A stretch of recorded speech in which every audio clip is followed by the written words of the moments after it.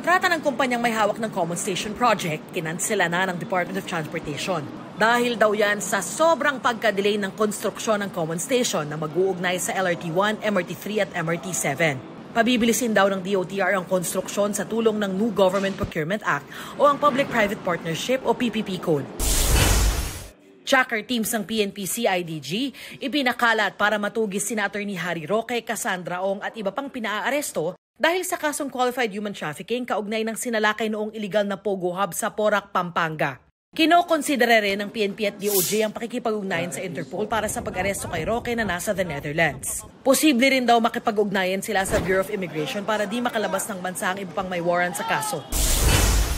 SUV driver na ng Araro sa NAIA Terminal 1 noong May 4 na ikinamatay ng dalawa, pansamantalang nakalaya matapos makapagpiyansa ng 100,000 pesos. Darlene Kai, nagbabalita para sa GMA Integrated News. Huwag magpahuli sa mga balitang dapat niyong malaman. Mag-subscribe na sa GMA Integrated News sa YouTube.